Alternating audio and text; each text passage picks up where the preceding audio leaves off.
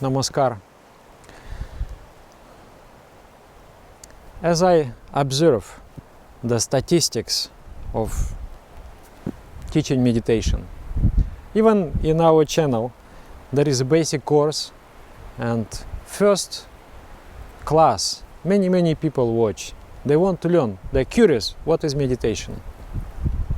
But then until the end of the course very few people will finish, they will complete the course. I'm very inspired about meditation. I think meditation is really great. So to me meditation is just like finding the cave full of gold. So if you have found the cave full of gold, why would you go anywhere else? Get the gold, stash it in your secret place. Mine the gold, don't go anywhere else. No. But people don't feel like this. Obviously, they are leaving the practice, or they are going in search of something else and something else and something else, because they are not internally satisfied. There is no internal happiness. There is no feeling of bliss. There is no feeling of flow. So why would meditation give bliss to somebody and not to another? I remember one story. There was a story about a guru and two of his disciples. One disciple was bothering Guru and was saying that, Master, I want to learn the second lesson of meditation. Please give me the second lesson.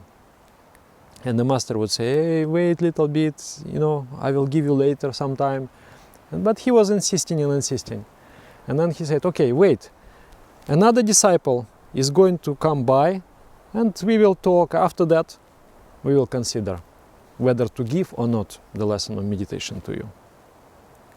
So another disciple came, and the disciple was so happy. He greeted the master, and then master asked, how are you? He said, oh, I am so happy, I feel so blissful. You taught me such a divine thing, I'm enjoying it immensely.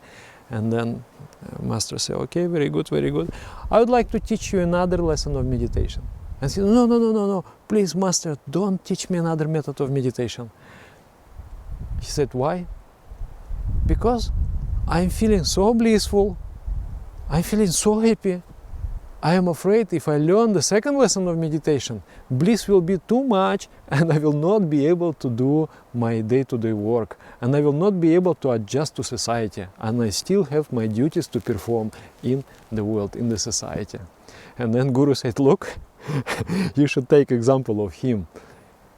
You learned the first lesson and he learned the first lesson. He is enjoying bliss. You are not enjoying bliss. That's why you want second lesson, because you are hoping that when you get the second lesson, you will get more out of it.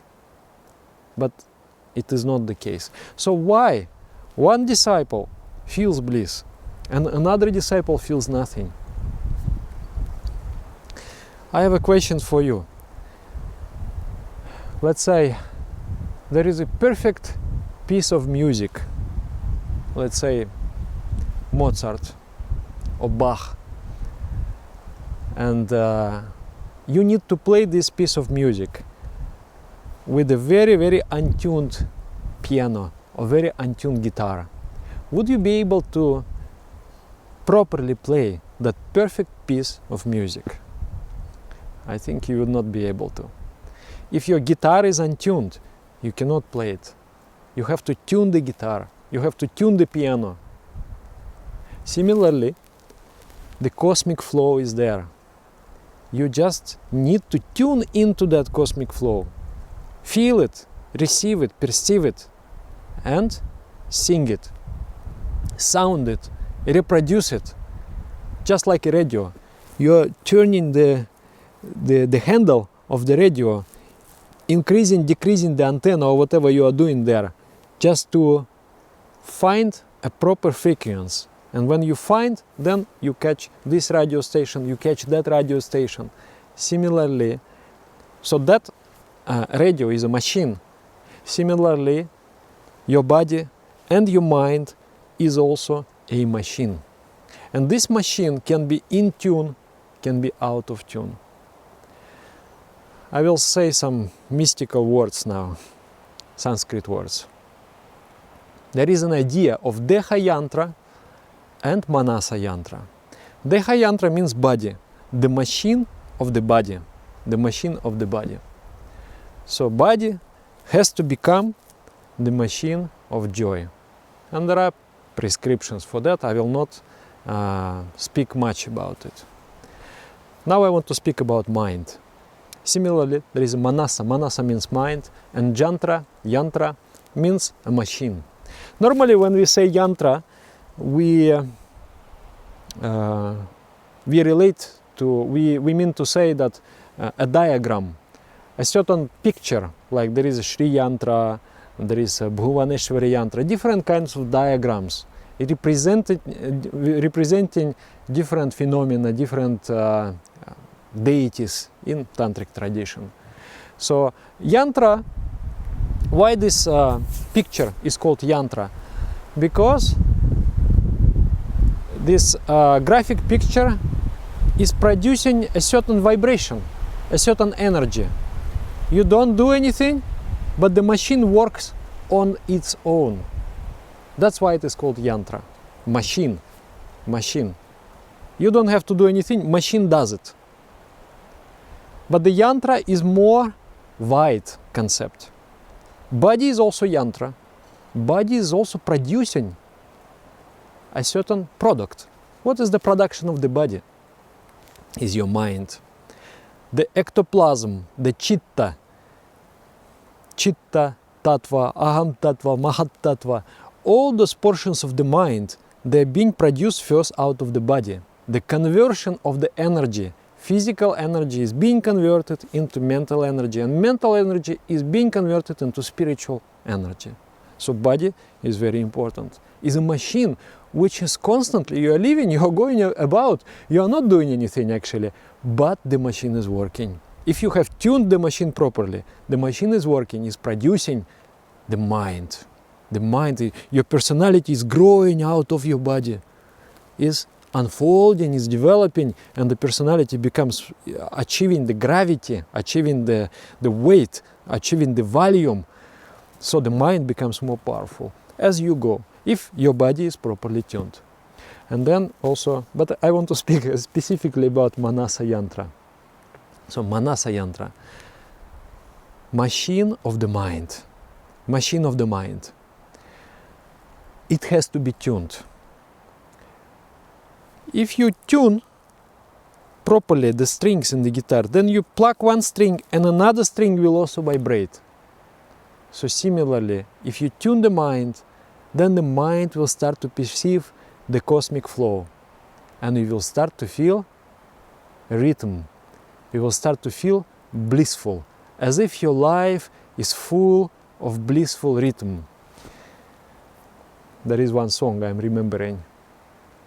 Shedin shondhyai shmitova shudai tumi eshe chile morgore chondo chilo moni ananda dhyane anjanai kedile yaki pore tumi eshe chile morgore.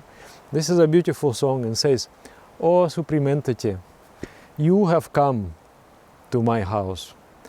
In that evening, when the earth was smiling at the dusk, the sun was setting and the earth was smiling. In that beautiful setting, you have come to my house. In my mind, there was a rhythm, and in my meditation, there was bliss.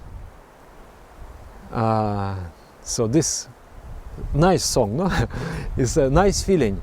So in my mind, there will be a rhythm, and in my meditation, there will be bliss. But first, I have to tune my instrument properly. How to tune the mind? How to make the mind a perfect antenna, a perfect receptacle of the supreme transcendental reality? There are practices called Jama and Niyama Sadhana. Manasa Yantra is made of two triangles. one upward triangle, another one is downward triangle. Those triangles, they are superimposed on each other and they form a perfect star. So that is the graphic representation of Manasa Yantra. Each triangle represents, one triangle represents Yama principles, you know, Ahimsa, Satya, Asteya, Brahmacharya and Aparigraha. Not harming, non-harming, speaking the truth, non-stealing, etc. Thus, the code of Jama. Then Niyama, focusing on the supreme goal, reading and understanding spiritual literature, Tapa, service and sacrifice, Shaocha, cleanliness, Santosha, being satisfied. So by perfecting each of those principles, the 5 and 5, you are perfecting those, you are creating the two triangles, one triangle and another triangle. They are triangles of the three forces, Sattva-guna, Tama-guna and Raja-guna. You are creating a perfect balance in those triangles. Yama principles is the relation of the mind with the external world. Niyama principles is the relation of the mind with inner consciousness. So, and when you establish a perfect balance, your mind is in a perfect relationship with the external world, and your mind is also in a perfect relationship with the inner world. There is a perfect balance between inner and outer expressions of life. Then the yantra starts to work. And when the yantra starts to work, suddenly in that star, the sun appears. The sun. The sun represents light. You, all of a sudden, you just become switched on. And there is a light within you. Inspiration and desire. Spiritual desire. Spiritual motivation. I want to know the truth. This is the only thing that you need in meditation. You sit in meditation and you focus. Concentration is not enough. You are focusing. You are trying to catch the inner essence of yourself. But then to move towards that essence, there has to be a fuel. There has to be that desire. That inner intention, and that desire you just cannot generate yourself. That desire comes when your yantra becomes attuned, when it becomes perfectly balanced, and then you are starting to receive the spiritual energy. And that spiritual energy you are receiving from the macrocosm, actually. You are receiving from the macrocosm. It's not your energy. It comes from the transcendental spiritual reality. You start to receive that energy. At that moment, the desire comes. I want to know the truth. I want to feel it. I want to experience it. And then you become very focused, you become very determined. Through that fuel, dhyana, the meditation starts. Without that fuel, what is that fuel? In other words, you can say it, inspiration. You can say it also, define it by the word progress. You can define it by the word love or devotion. Devotion to truth. So devotion is not something that you can invent in your mind and just like, okay, I'm a devotee and I will feel devotion. No. Devotion is this dedication to the pursuit of truth. Dedication to the sadhana. I want it. I want to know this is the purpose of my life. I want to feel it. I want to experience it. Majority of the people, they don't have any idea of that. They don't have any feeling like that because the Manasa Yantra is out of balance, totally out of balance. So there is zero spiritual energy in the person. Why there is zero spiritual energy? It's like, you know, infinite ocean of energy, but you don't have any instrument to take it. There is a big lake of water, but you don't have a bucket to take that water with you. You take it in your mouth, you take it in your hands, very little. You need an instrument.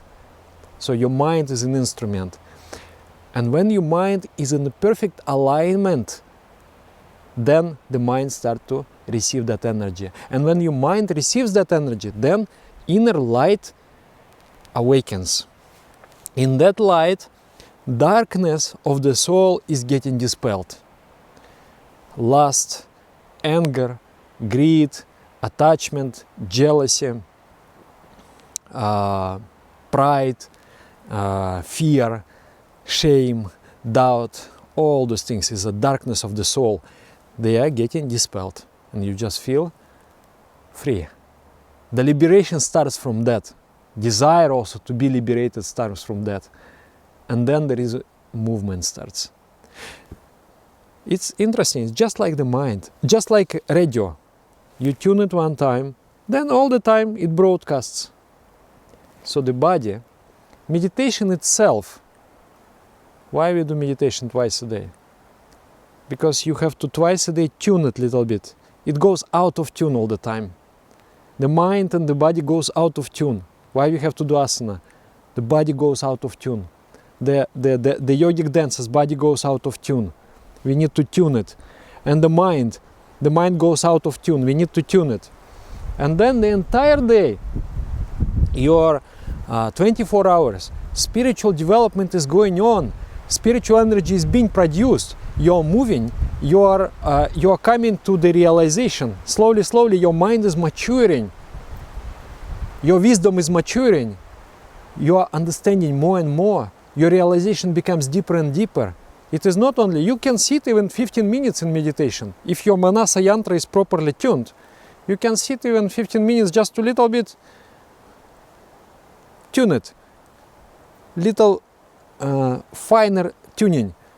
And then the entire day is just going in meditation.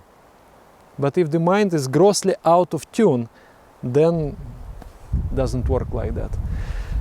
So this is a very important tantric concept, the concept of balance. Number one, I need to establish a perfect relationship with the external world. Relationship of not harming anybody. Relationship of truthfulness. Relationship of mutual benefit. I am not harming anybody, I am benefiting everybody. This is the relationship with the external world. Then establish a relationship with yourself. Establish the relationship with the higher reality, with truth, by looking inside, by doing meditation, and by observing, following the principle of Niyama Sadhana. By digesting the great spiritual ideas, establish relationship with the higher self. And then those two efforts of living in society and also living your spiritual lives, those two efforts, they have to come in perfect balance. Not only that, I feel that the entire progress in spiritual life depends on that balance. It is also balance between knowledge and action. One triangle is knowledge, like this, and then another triangle is action. If you know more, then you have to act more. If person doesn't know anything, he doesn't have any wisdom, then he does a little bit of service, already he gets his yantra is in balance, and then he gets that spiritual energy. He can cry, he can laugh, he can really feel blissful. And the knowledgeable person, wise person, he is trying to do, but that's not enough. For the wise person to bring the yantra in balance, he has to do a lot of service. So, and this Manasa Yantra has to be constantly adjusted. I develop my wisdom, I have to develop my service also. I have to develop my relationship with the society. So this is important. So balance between work and rest, between myself and society, between meditation and service, between knowledge and action, between Jama and Niyama. This is the key for the blissful life. when the Manasa Yantra is established perfectly, then it starts to receive spiritual energy. And then with spiritual energy, you have devotion, you have desire to progress on the spiritual path. If you have, it is said that Bhaktir Bhagavat Bhavana Nastutir Narchana. Bhakti, devotion, love divine, is thinking about the Supreme. What is this thinking about Supreme? You are challenging your mind, you are trying to understand. The doll made of salt went to measure the ocean. Where did the doll disappear? Nobody knows. In your mind, you try to measure the Supreme. You are thinking about the essence of things. But to think about that, you need to have desire to think about that. And desire comes from the spiritual energy. So that is the thing. That is called devotion. That is called love divine. That is called pursuit of truth. So I would suggest not to really go through trying to find the perfect technique for yourself. You already found. If you are in this channel, it is one of the most perfect techniques, actually. And then later on, you can receive even more specialized, even more personal, more deep techniques. But techniques is important. But even more important is the foundation of the practice. And foundation of the practice is the principles of Jama Niyama, the fine-tuning of the body and mind. That is why if out of tune, no bliss. If in tune, a lot of bliss. So let us be all blissful entities. Maybe you write in comments if you have ever felt like some balance is established and you are suddenly switched on. Suddenly the inner light has been awakened. You have become enlightened. I would like to see if you have this experience or not. And then you can study the principles of Jama and Niyama. It is a playlist, Principles of Harmonious Life, and try to implement them. They are very deep principles. Don't go like, oh, I know all these things already. It's okay. It's a very, very basic. It is very rudimentary things. I don't need to go again through it. Go deep. Try to understand. If you understand and you try to practice, you will feel that the bliss is coming in your life. And then, if you are happy, what is missing in life? Everything is perfect. The most important thing is the bliss and happiness. And with happiness, we can make all other people around us also happy. Thank you very much. Namaskar.